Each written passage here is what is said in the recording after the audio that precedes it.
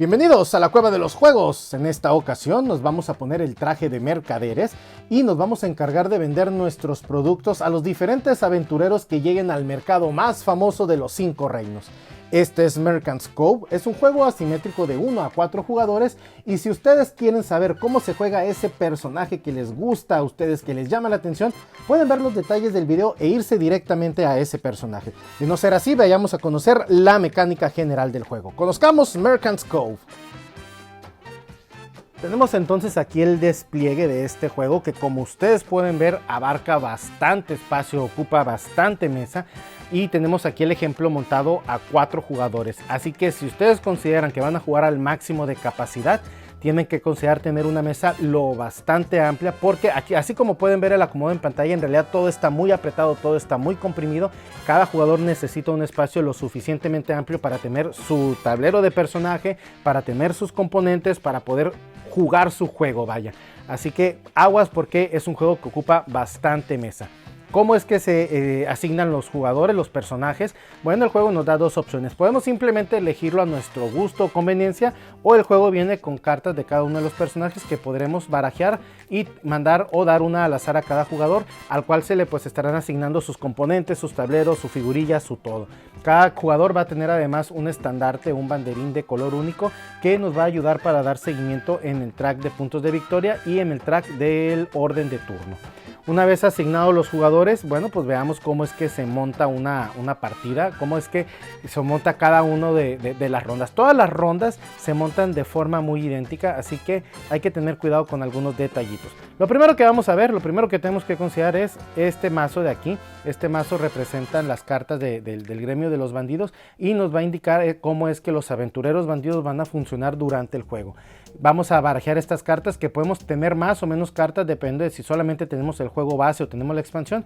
Y bueno, vamos a barajear, tomar una al azar y la colocaremos en este espacio. Repito, esta carta va a indicar cómo es que van a funcionar los bandidos, cómo es que se van a acomodar durante la partida, cómo es que vamos a jugar con ellos. ¿Qué es lo que indica esta carta? Bueno, hay dos detalles. Primero, esquina superior derecha nos va a indicar cuántos de estos bandidos, que nada más son 8, van a ir dentro de la bolsa, y cuántos de estos bandidos van a ir directo al gremio, al edificio del gremio. Aquí nos indica que 4 de estas figuritas, 4 de estos aventureros van a ir a nuestra bolsa de aventureros y 3 de ellos estarán yendo al edificio del gremio.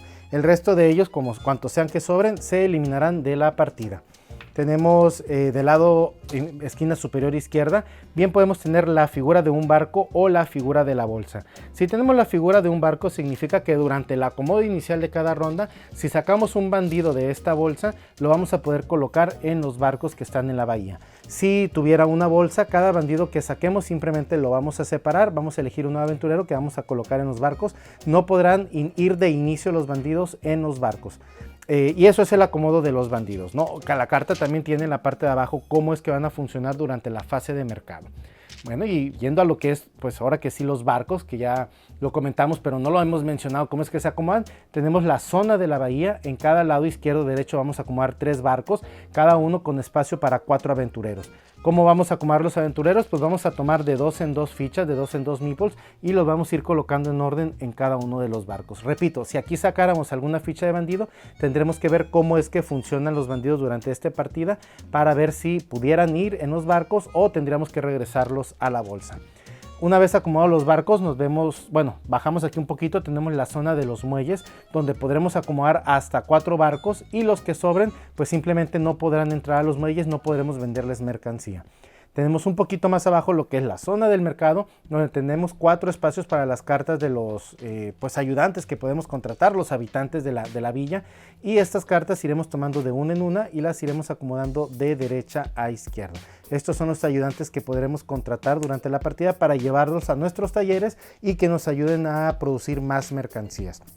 Tenemos obviamente el mazo de los ayudantes que pues si se llega a acabar, lo cual es poco probable, pues simplemente vamos a estar barajeando una y otra vez, ¿no?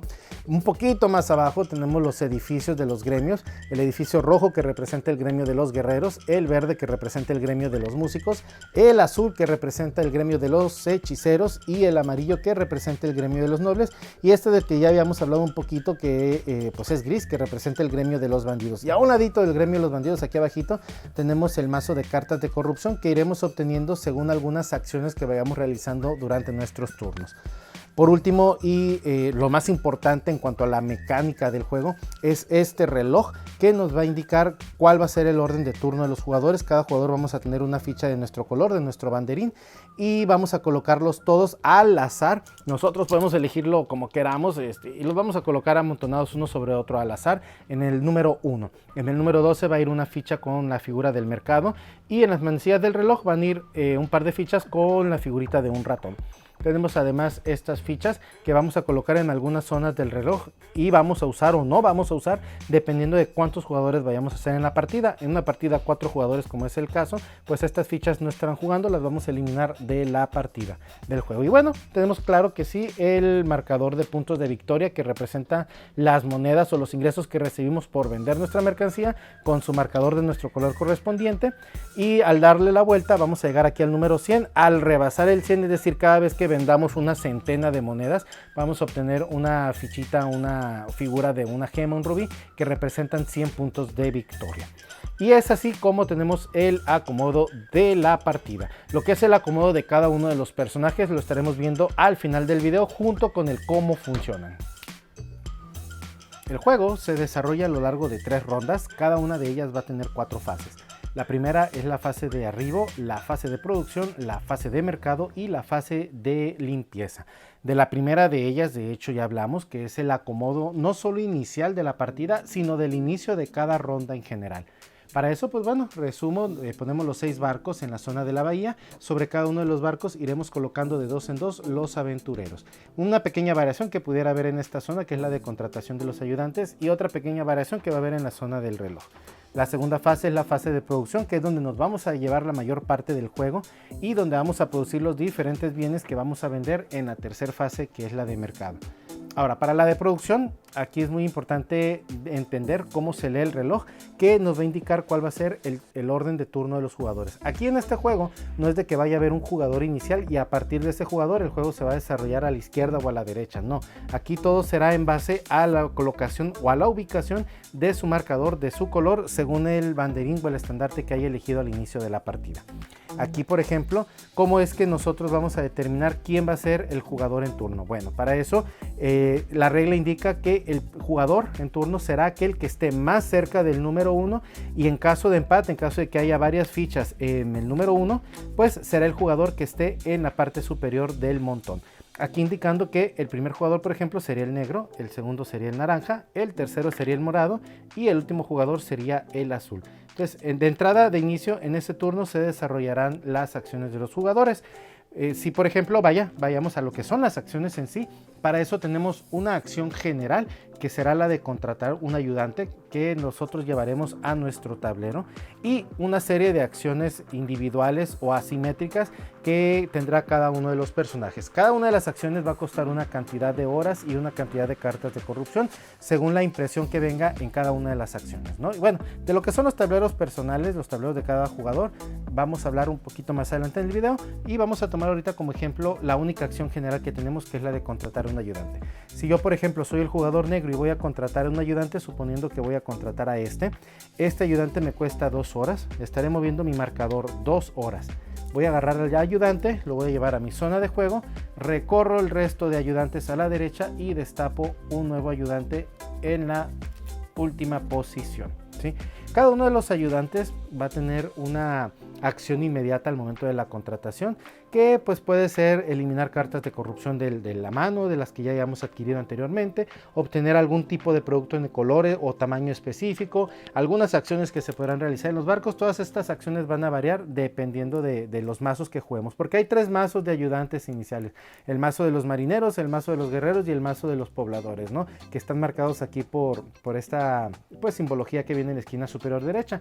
El juego indica que podemos elegir un mazo, 2 mazos, los 3 mazos, una especie de combinación. Eso lo decidimos nosotros, ¿no? Y según el tipo de ayudante, pues vamos a realizar una acción en específico.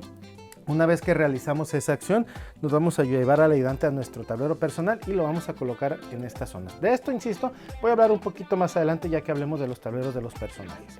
Siguiendo con el rumbo de acciones, vaya, una vez que yo contrato a mi ayudante, muevo mi marcador 2 espacios y será el turno entonces del jugador naranja. El jugador naranja, ¿qué puede hacer? Bueno, de entrada, él puede a lo mejor decidir hacer alguna de las acciones de su tablero o la misma acción general. Independientemente de lo que haga, vamos a ejemplificar aquí cómo es que funciona el reloj. Bueno, el jugador naranja va a realizar una acción, la acción va a costar 1 hora, va a mover un espacio el marcador, sigue el turno del jugador morado. El jugador morado va a gastar una acción que le va a costar a lo mejor 1 hora y una carta de corrupción que se estará llevando a su zona de juego. Sigue el turno del jugador azul. El jugador azul va a gastar una acción que le va a costar 2 horas. Se va a mover 2 horas en el reloj. Se va a poner sobre la ficha del jugador negro. Y sigue ahora el turno del jugador naranja. Como pueden ver, insisto, es muy fácil leer esto porque el orden del turno, el jugador activo, va a ser aquel que esté más cerca del 1 y si hubiese empate, aquel que esté en la parte superior de la pila. Así de fácil estaremos leyendo esta parte y estaremos viendo cuál es el jugador en activo, ¿no? Ahora, el reloj tiene además estos espacios, estas zonas marcadas con la figura de un aventurero. Cada vez que alguno de los marcadores pase por aquí, vamos a tomar la bolsa de aventureros, vamos a sacar uno al azar. Y este aventurero, el jugador que lo tome, lo estará colocando en cualquiera de los barcos. Vamos a suponer que lo colocará ahí por conveniencia, por estrategia. Sigue el turno, en realidad debió haber sido el jugador morado. Vamos a suponer que gastó 2 horas, pasó el marcador. Sigue el turno naranja. El jugador va a gastar 1 hora, va a subirse ahí. Y en su siguiente turno, pues va a jugar nuevamente porque es el jugador que cumple con las condiciones. Va a hacer una acción de 2 horas, se va a mover 2 espacios, va a tomar un aventurero de la bolsa, lo estará acomodando en alguno de los barcos, vamos a ponerlo aquí.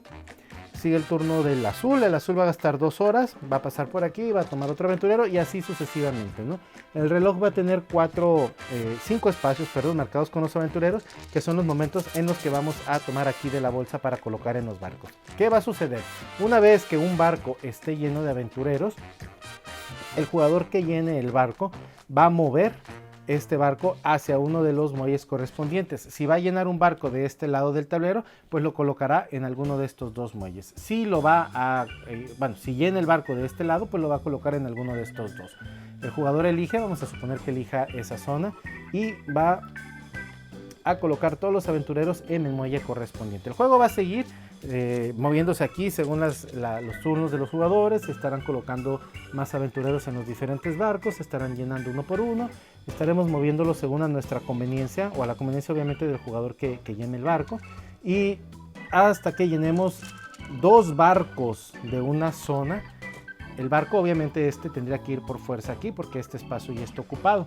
¿Qué va a suceder con los aventureros que quedaron varados ahí en la bahía, que quedaron atorados en ese barco? Bueno, estos no se van a perder, simplemente se van a tomar y se van a colocar en el gremio correspondiente aquí en esta parte del tablero, ¿sí? Vamos a llenar aquellos 2 barquitos, vamos a llenar por ejemplo aquí y poner aquí. Este barco tendría que ir ahí por fuerzas. Vamos a bajar a todos estos aventureros al muelle y este otro barco,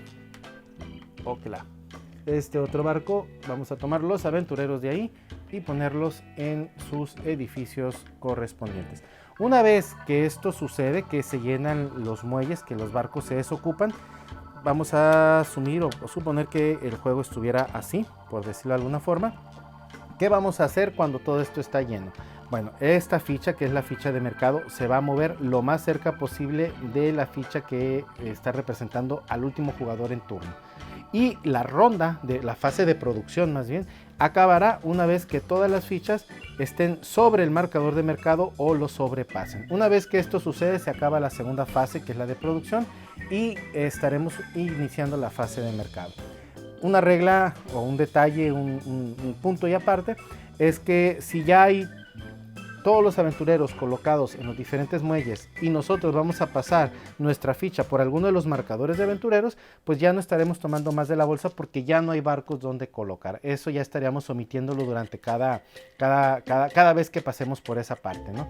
Y bueno, insisto, una vez que todas las fichas de todos los jugadores estén sobre la ficha de mercado o la sobrepasen, entonces terminará la fase de producción. Vamos a tener una serie de mercancías que habremos producido a lo largo de nuestro día de trabajo y es hora de vender estas mercancías en los muelles. ¿Cómo vendemos? Bueno, antes que nada podemos ver que en los diferentes muelles vienen marcado el tipo de mercancía que podemos vender. Por ejemplo, en este muelle solamente podremos vender mercancías grandes, en este de aquí solamente mercancías pequeñas, y en el último muelle podemos vender cualquiera de las dos. Pero si nosotros vamos a vender en este muelle durante la fase, pues vamos a tomar una carta de corrupción, porque este muelle pues es el mercado negro, es el mercado que pues donde están los criminales, ¿no? Entonces, si vamos a vender en esta zona, vamos a tomar una carta de corrupción. Ahora, ¿cómo vendemos? Como aquí está en la parte donde vamos a puntuar, donde vamos a obtener las monedas, los puntos de victoria. Asumiendo que soy el jugador negro, voy a tomar esta ficha como ejemplo, que es mi ficha de jugador, de mi color, por supuesto. ¿Y qué hago? ¿Qué indico? Bueno, primero y antes que nada, aquí solamente se pueden vender productos grandes. Yo puedo decidir vender mi espada o mi producto amarillo grande en este momento, en esta zona, o a lo mejor me convendría esperarme a tener una segunda espada, o a que hubiera más jugadores amarillos, más aventureros amarillos ahí para vender más o menos. Pero independientemente de cuándo decida yo vender en cuál de las tres fases, pues yo voy a puntuar de la siguiente manera. Primero, todos los productos tienen un costo, un valor indicado, impreso en cada uno de ellos.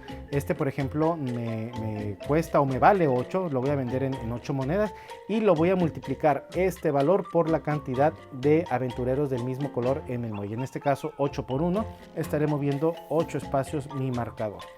El azul también vale 8, pero aquí hay 2 aventureros azules. Significa que no voy a venderlo por 8, voy a venderlo por 16 monedas. Entonces del 8 estaré pasando al 24. Siguiente es el muelle de los productos pequeños. Aquí tenemos un producto rojo pequeño de valor 3 por 3 monitos rojos que hay. Entonces yo estaré obteniendo 9 monedas, me estaré moviendo al 33. Tengo un amarillo que en este caso voy a decidir no venderlo porque no me conviene, solamente hay un amarillo, entonces prefiero guardarlo para el siguiente día, para la siguiente ronda, a ver si lo puedo vender por mayor ingreso. El azul, como pueden ver, ahí no hay absolutamente ningún azul, no lo voy a poder vender, simplemente lo guardo. Todos los jugadores van a tener un estante donde van a colocar sus productos, ahí es donde los vamos a dejar. Todos los productos que vayamos a vender regresan a la caja para ser producidos en las siguientes rondas. Ahora, si yo decidiera vender, por ejemplo, este amarillo en el último muelle, me va a costar 4, me habían dicho, le voy a sacar de ganancia 4 monedas, pero como estoy vendiendo en el muelle del mercado negro, como costo voy a tener que tomar una carta de corrupción que llevaré a mi zona de juego. Si yo voy a vender varias veces en este muelle durante esta ronda, solamente voy a tomar una carta. Esta carta es una vez por ronda únicamente. Obviamente que si vamos a suponer que esto estuviera de esta manera, yo no puedo vender amarillos ahí, pero sí puedo venderlos acá. Entonces, pues a lo mejor me convendría tomar esta carta de corrupción para ganar 8 monedas por la venta que le haría a los amarillos. Y bueno, así ya eso lo decidirá cada jugador según su estrategia, según sus necesidades, según los riesgos que quiera tomar. Una vez que todos los jugadores vendan, de hecho el juego dice que todos lo pueden hacer al mismo tiempo, sobre todo si ya conocen o están familiarizados con el juego. Ahora que si nosotros sabemos que uno de ellos es medio tramposo, que no sabe contar o es nuevo en el juego, pues podemos hacerlo uno por uno o estar ayudándonos para vender los productos, ¿no? Pero en términos generales, una vez que estamos familiarizados con la mecánica, todos podemos hacerlo al mismo tiempo, confiando en que todos vamos a puntuar de la forma correcta. Una vez que todos vendemos, se va a acabar la fase de mercado, se van a tomar todos los aventureros que están en los muelles y se van a regresar a la bolsa. Los barcos regresarán a la bahía y los aventureros que están en los gremios, esos ya no se van a mover, se van a quedar en esta zona, en este lugar. Una vez que se acaba la fase de mercado, viene la fase de limpieza, que de hecho ya empezamos con ella, es el volver a mandar los aventureros a la bolsa. Vamos a tomar el ayudante que está más a la izquierda en la zona esta de los ayudantes. Vamos a recorrer a todos los demás y sacaremos un nuevo ayudante. Por último, vamos a reubicar aquí las fichas de los jugadores. ¿Cómo es que se reubican? Considerando el mismo orden que en teoría seguirían aquí usando los jugadores. ¿Cómo lo haríamos? Bueno, sabemos que el jugador morado va a ser el primer jugador, porque es el que está más al último dentro del marcador del reloj, ¿no? Entonces este iría aquí. Sabemos que el jugador azul va a ser el último en turno porque es el que está más adelantado en este marcador, entonces todas las fichas irían sobre el azul. Y entonces ya el orden del turno sería morado, negro, anaranjado y por último el azul. La ficha de mercado, si es que se movió, se va a volver a colocar en el 12. La ficha de ratón de la primera manecilla que marca las 5:30 estaremos colocándola en el número 1 y todas las demás fichas, que son las de los jugadores, iniciarán en este segundo día, en esta segunda ronda, en el número 2. Habiendo hecho esto, se repite el proceso. La fase de arriba se van a colocar 2 aventureros en cada barco.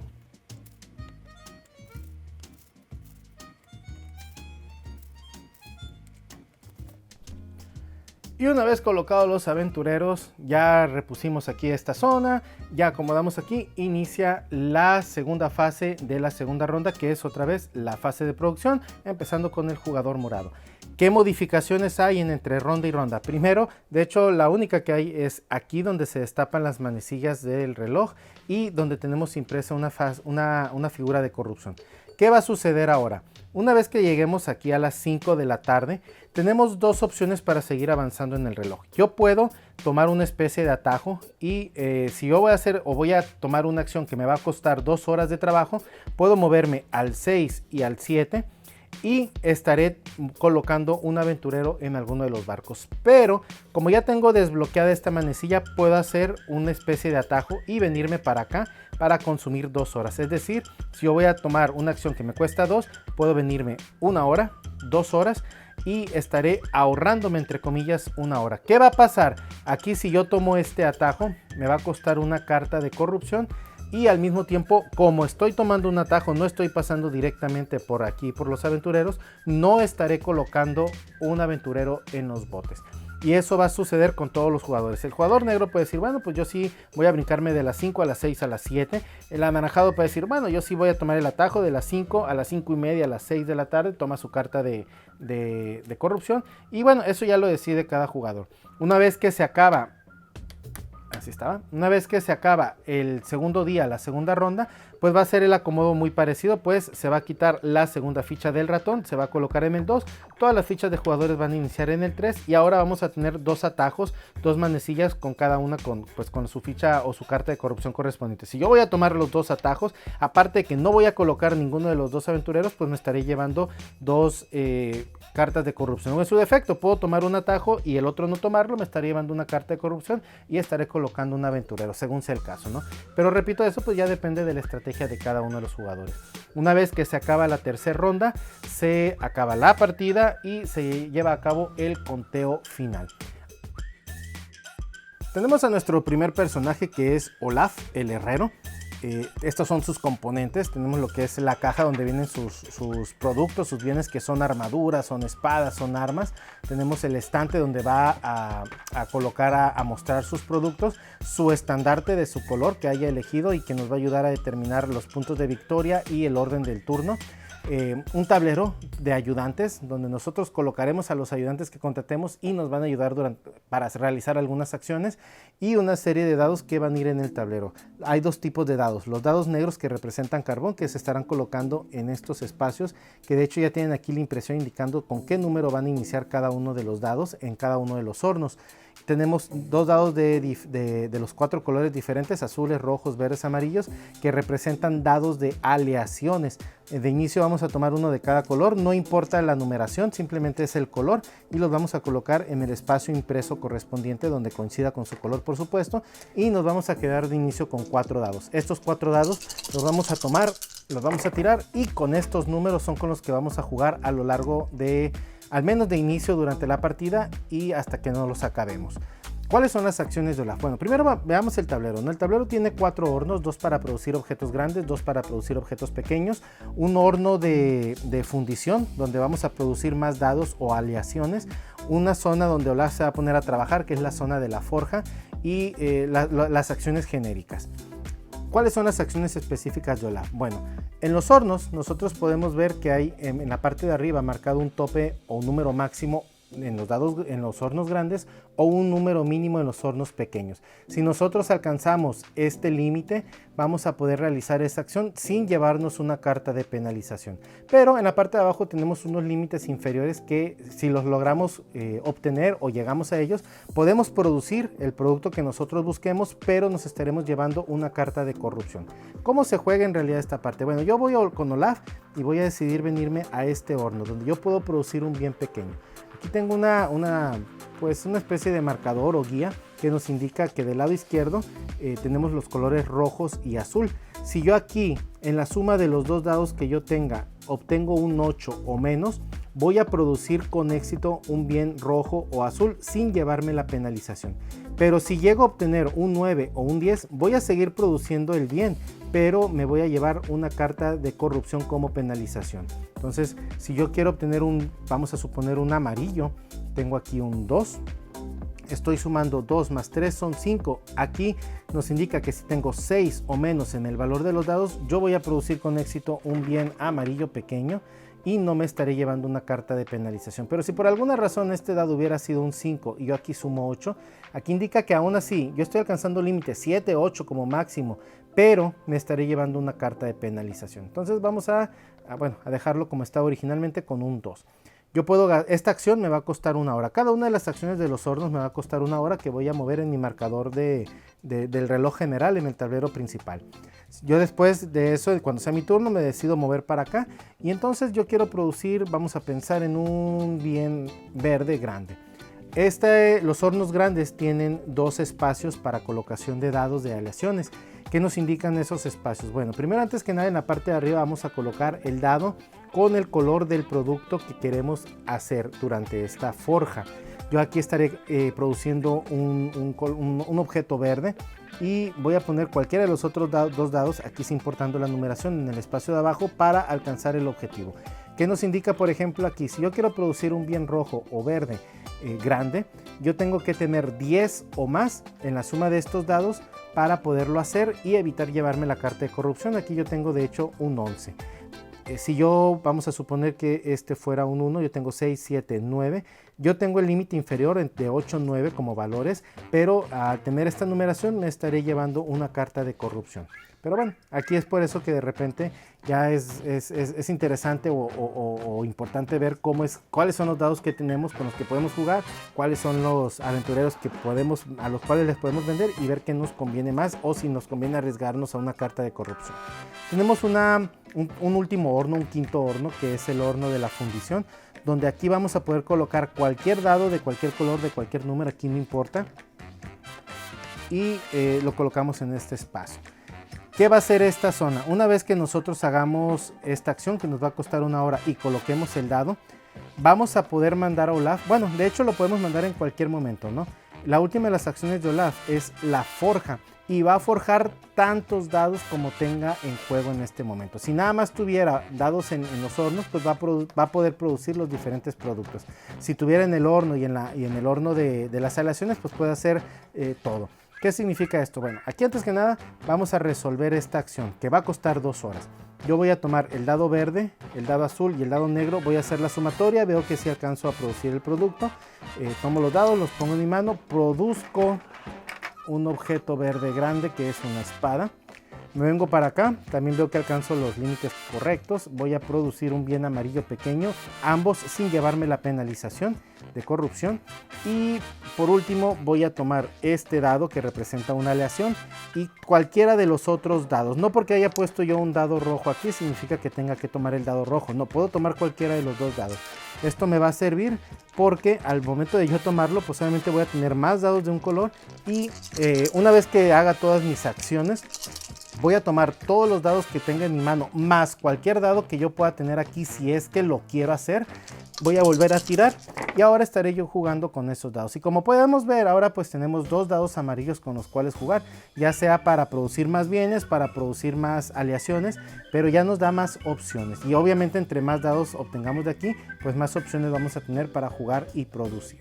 Tenemos una última acción que es una acción genérica, que es la de hacer que los ayudantes trabajen. Esta es una acción que van a poder realizar todos los jugadores, pero pues las acciones de los ayudantes van a ser muy específicas dependiendo del personaje, dependiendo del tablero.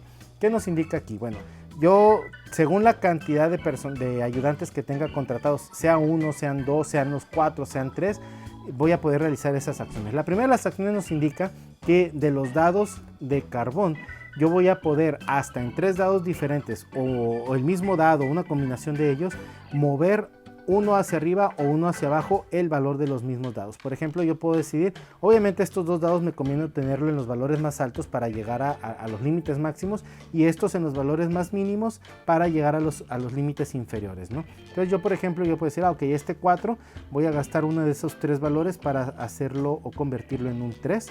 Voy a gastar otra para convertir este 1 en un 2 y me queda uno más que voy a decidir usarlo aquí para convertir el 2 en el 3. Eso es lo que me permite hacer la acción del ayudante que ocupe este puesto.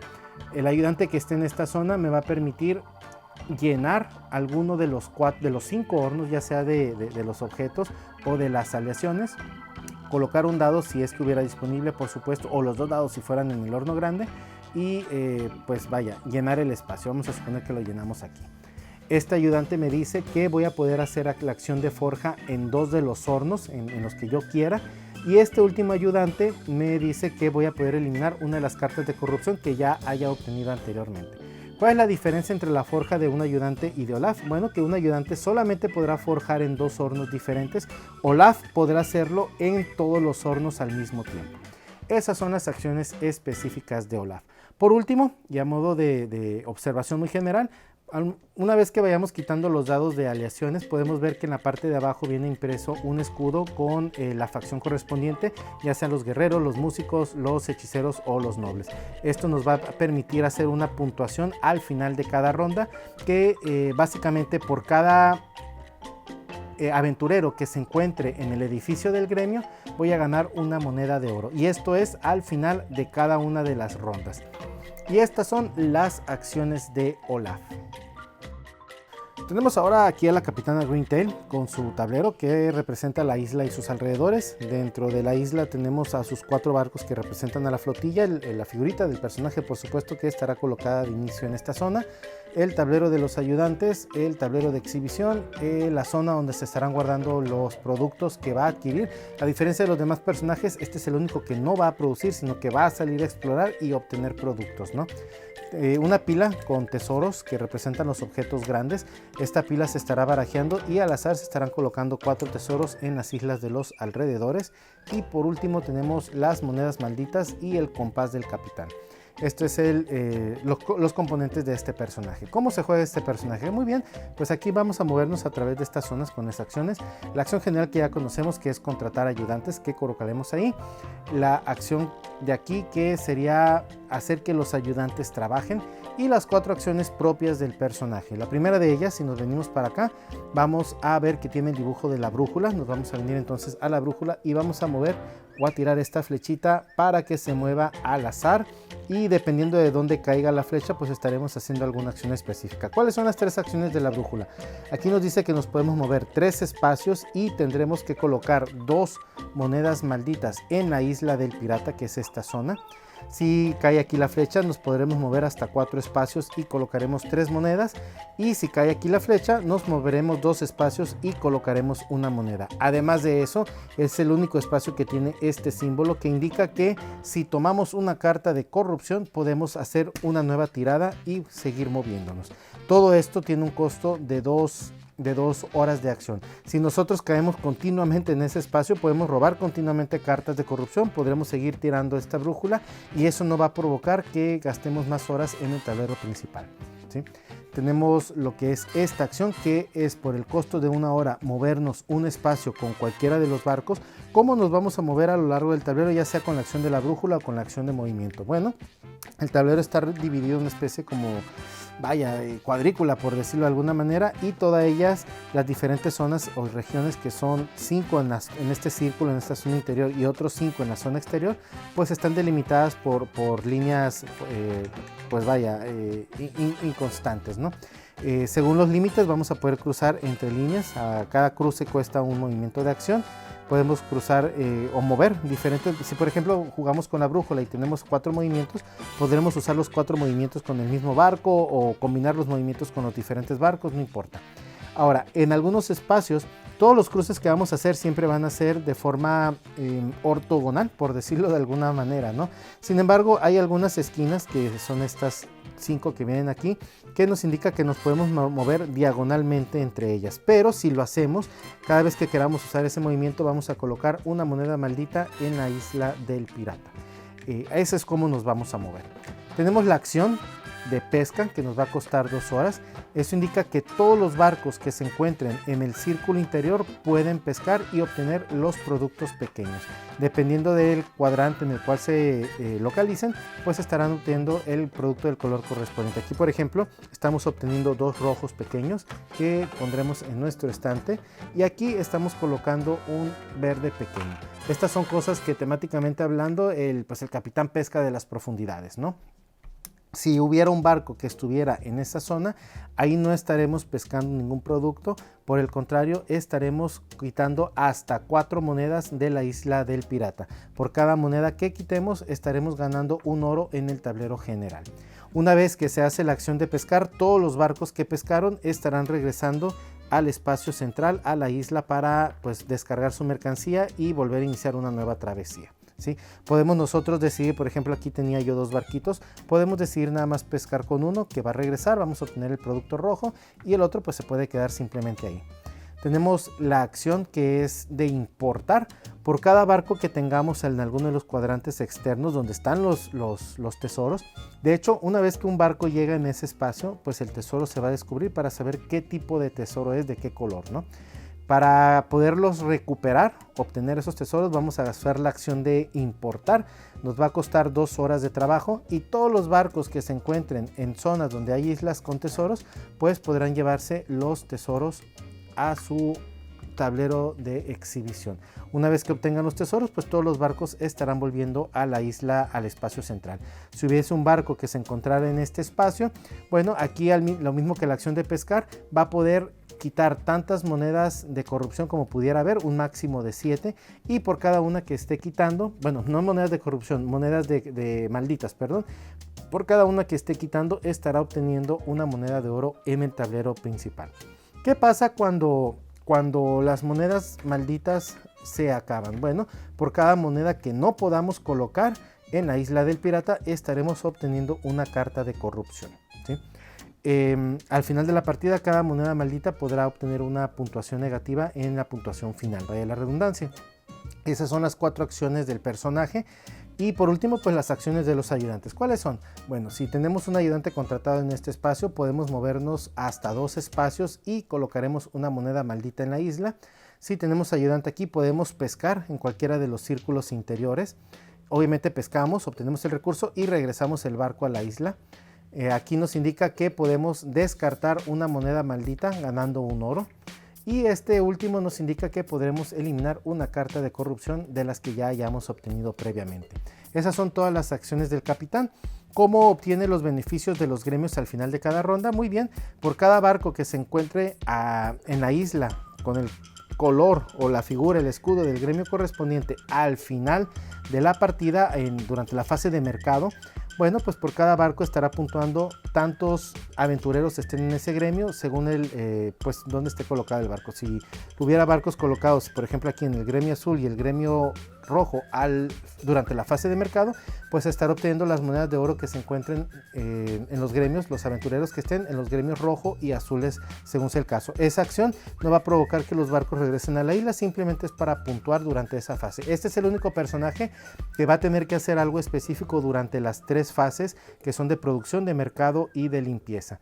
A diferencia de los otros, pues ninguno va a tener acciones fuera de la fase de producción.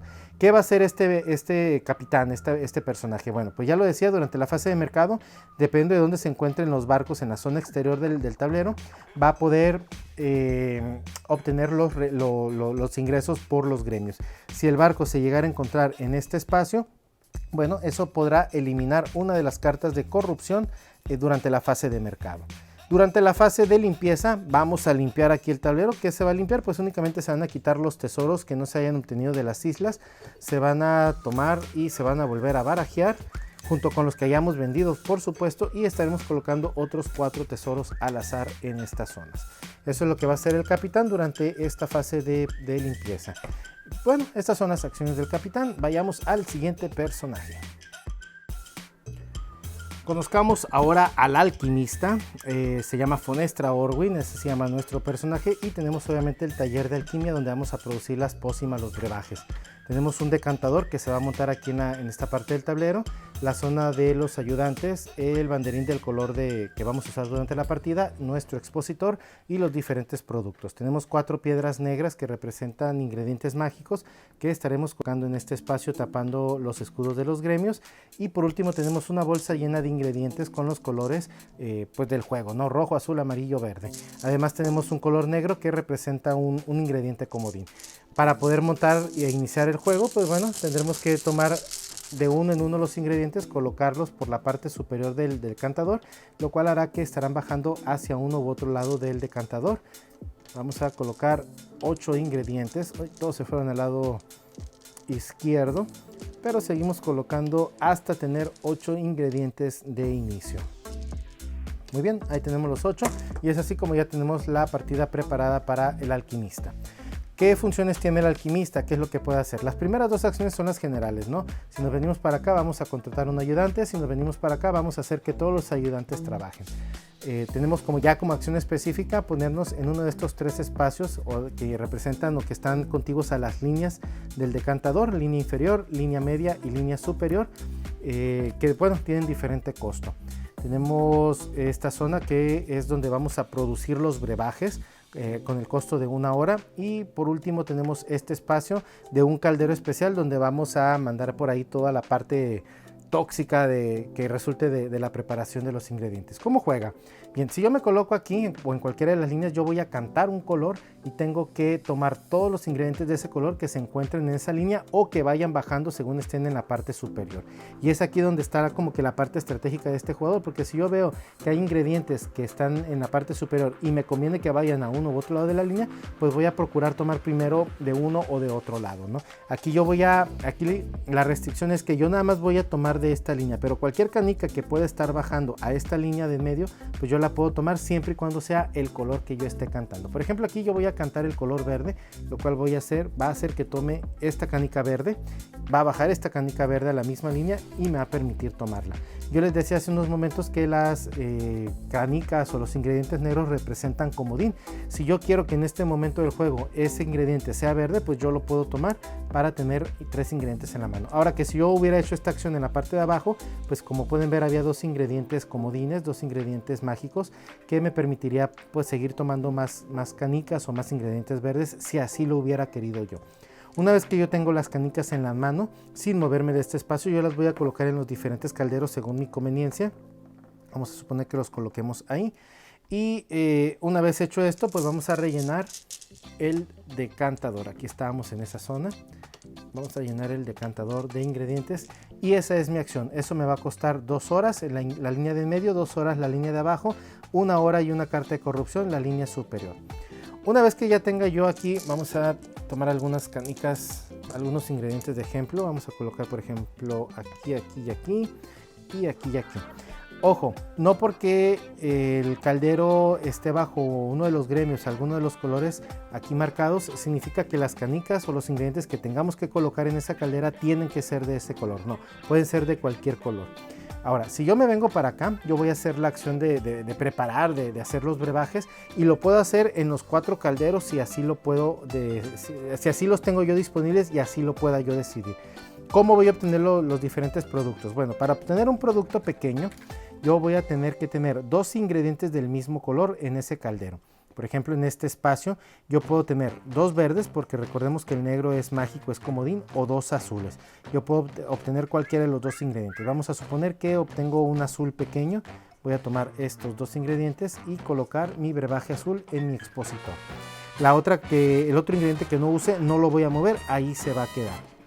De este lado, por ejemplo, yo puedo también, a pesar de no tener lleno el caldero, yo puedo tomar las 2 canicas o 2 ingredientes rojos para producir un brebaje rojo pequeño. Aquí yo puedo producir a un costo de 2 ingredientes del mismo color y un ingrediente extra de cualquier color para obtener un producto grande. Aquí yo pudiera obtener, por ejemplo, un brebaje verde grande. Si tomaría las 3 canicas, los 3 ingredientes y me los llevaría a la mano. Ahora hay una tercera opción que es limpiar el decantador, por así decirlo, perdón, limpiar el caldero.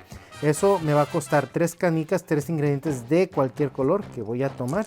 Y eso va a provocar que el ingrediente, la piedrita aquí mágica que tenemos arriba del caldero, baje al caldero. Eso va a hacer que durante el resto de la partida, durante el resto del juego, esto funcione como comodín y es un ingrediente permanente que nunca se va a quitar del caldero. Eso nos va a ayudar a que, pues obviamente para siguientes rondas, tengamos que usar menos ingredientes, menos canicas para poder producir los diferentes brebajes. Independientemente de cuántas brebajes haya yo producido, qué tipo de acción haya hecho, yo voy a tomar todos los ingredientes que tomé, que tengo en mi mano, y todos los negros los estaré colocando en el caldero de aquí, que nos va a provocar una reacción específica, que ahorita voy a explicar. Todas las demás canicas las estaré mandando de vuelta a la bolsa de ingredientes.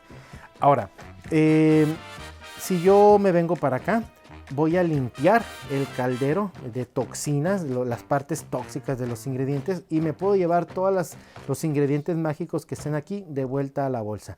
Si yo nunca lo hago o si yo decido no hacerlo y se va llenando estos espacios, esto va a provocar 2 cosas. Primero, que por cada canica, que por cada ingrediente que yo coloque en un espacio con calaverita, voy a tomar una carta de corrupción. Segundo, entre más ingredientes negros tenga aquí, menos ingredientes comodines voy a tener en la bolsa para poder usar en el decantador. Entonces, cuando yo me vengo para acá, yo voy a tener 2 ventajas, por así decirlo. La primera de ellas es que si yo logro evitar llegar hasta el tope, pues voy a evitar tomar cartas de corrupción. Lo segundo es que pues todos los ingredientes negros van a volver a la bolsa, lo cual me va a permitir tener más comodines para poder producir o tener más opción de producir lo que yo necesite, lo que yo quiera. Y es así como juega este personaje, el alquimista. ¿Cuáles son las acciones de los ayudantes? Bueno, tenemos la acción que van a tener todos los ayudantes, que es eliminar una carta de corrupción. Este personaje o este ayudante nos va a permitir producir ingrediente de 2 de los calderos, de cualquiera de los 2, y es producir, no es limpiar el caldero grande, ¿no? Este ayudante nos indica que podemos tomar 2 ingredientes del decantador y colocarlos en las diferentes calderas como nosotros queramos. O aquí nos indica que podemos tomar 2 ingredientes y regresarlos a la bolsa. Eso es lo que van a hacer los ayudantes. Y es así como juega nuestro alquimista. El último de nuestros personajes viene siendo el cronomante. Este personaje viajará por el tiempo para recolectar objetos de la historia y venderlos. Esta es la zona del ayudante y esta viene siendo pues la máquina del tiempo. ¿Cómo es el acomodo de este jugador, de este personaje?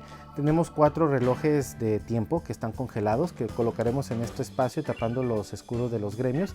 Y tenemos una serie de losetas con pues diferentes simbologías que nos van a determinar qué objetos podemos conseguir, cuánto nos va a costar, etcétera, ¿no? Hay 2 losetas específicas que son estas de inicio, que van a tener marcado como que un espacio, un símbolo de salida o de meta como en las carreras. Estas 2 losetas se estarán colocando al azar en estos 2 espacios de aquí arriba. De las losetas restantes vamos a tomar igual 2 al azar, las estaremos colocando en los espacios de abajo. El resto de las losetas las vamos a poner a la vista del jugador para que pues pueda plantear una estrategia a corto plazo, ¿no? Es muy importante aquí las losetas, todas ellas por una parte vienen con una espiral blanca, que son como que la espiral de inicio. Del otro lado viene una espiral azul. Todas las losetas van a iniciar por el lado del color blanco. Ahora, los personajes se colocan en estos espacios designados específicamente para ellos. Aquí estará yendo el ayudante y aquí el cronomante. ¿Y cómo es que funciona este jugador, este personaje? ¿Cómo es la mecánica? Bien, pues tenemos en general 6 espacios donde puede ir cualquiera de las 2 figuras. Dependiendo de dónde se coloque, vamos a resolver la loseta o la combinación de loseta con máquina del tiempo para obtener ciertos productos y ciertos objetos y un cierto costo, ¿no? Todo se va a calcular considerando las 2 mitades donde se coloque la figurita, el personaje. Como regla general, el cronomante no va a poder sobrepasar al ayudante, es decir, siempre tiene que estar al menos un espacio detrás del ayudante. Igual podemos estar haciendo los diferentes movimientos uno por uno, podemos mover acá, o simplemente podemos mover de inicio a lo mejor el ayudante hasta acá. No tiene que ser en ese orden, nosotros pues elegimos según nos convenga, ¿no? Ahora, una vez que el ayudante llegue a este espacio, no va a poder pasar de aquí hasta que el cronomante llegue a este otro espacio. ¿Qué significan estos dos espacios? Cuando el ayudante viene aquí, puede gastar 2 horas de su tiempo, y de hecho tendrá que gastar las 2 horas de su tiempo para tomar 2 fichas de horas congeladas en esta zona. Estas fichas pueden ser importantes porque nos van a permitir congelar el tiempo en el tablero principal. Si yo esta acción o una acción posterior más bien me cuesta 1 hora, yo puedo gastar 1 hora de tiempo congelado para evitar mover el marcador de mi jugador en el tablero principal. Ahora, una vez que el ayudante llega ahí, queda varado, queda atorado hasta que el cronomante llega a este espacio. Cuando el cronomante llega ahí, puede gastar 1 hora del tiempo para mover alguna de las 2 columnas de la máquina del tiempo. No porque esté del lado derecho va a mover la columna del lado derecho, puede ser en realidad cualquiera de las 2. ¿Cómo se mueve? Pues simplemente elige una de las 2, va a bajarla de tal forma que la loseta de abajo va a salir de la partida. Y de las que están aquí en el mercado en esta zona, vamos a elegir una de ellas para colocarla en el espacio que recién se acaba de vaciar. La loseta que viene saliendo la vamos a voltear hacia el lado opuesto, para poder, normalmente la parte azul, las espirales azules, tienen como que mejores acciones o menor costo, ¿no? Entonces así juegan básicamente, y una vez que el cronomante llega aquí, pues el ayudante se podrá seguir moviendo y nuevamente se estará atorando en este espacio. El cronomante pues igual se va a atorar ahí. Una vez que lleguen ahí los personajes, pues va a ser la misma acción. Se toman 2 relojes de tiempo congelado, si es que los hubiera, por supuesto, y el cronomante llega aquí, puede volver a mover aquí las columnas, la que quiera. De hecho puede mover la misma columna constantemente, ¿no? Igual la ficha que sale se voltea al lado de las espirales azules, se coloca una de las que están en el mercado en el espacio de arriba, y es así como pueden ir variando las diferentes acciones de los personajes. Bueno, no tanto las acciones, sino lo que obtienen de las acciones en sí. Y es así como viene jugando el cronomante. ¿Qué significan estos simbologías de los ayudantes? Muy bien, pues esta ya la conocemos, es la que permite eliminar una carta de corrupción. Esta nos indica que un objeto grande de un tipo se puede dividir en 2 objetos pequeños del mismo tipo. Es decir, si yo tengo un azul grande, pues yo puedo hacer esta acción para tomar este azul grande y convertirlo en 2 azules pequeños que están aquí. Ahora, este personaje o este ayudante indica que un objeto pequeño lo podemos convertir en un objeto grande del mismo tipo, y este último, un objeto pequeño, podemos cambiarlo por otro objeto pequeño de cualquier color. Eso es lo que vienen haciendo los ayudantes. ¿Cómo es que se activan? Muy bien, pues se activan poniendo a los personajes en alguna de estas 2 mitades. De hecho, esta mitad de aquí arriba es para contratar, la mitad de aquí abajo es para activar a los personajes. Y es así como funciona el último de nuestros personajes de Merchant's Cove. Espero que hayan disfrutado de su visita a la Cueva de los Juegos y de este pequeño paseo por este mercado. Les recordamos que estamos en las diferentes redes sociales. Nos vemos en el próximo video. Para poder disfrutar de más contenido, suscríbete a nuestro canal. Puedes seguirnos en nuestras redes sociales como @juegaenlacueva. Puedes encontrarnos en todos lados como La Cueva de los Juegos. Síguenos en nuestras redes. Y tú también juega como un cavernario. ¡Uga, uga, uga!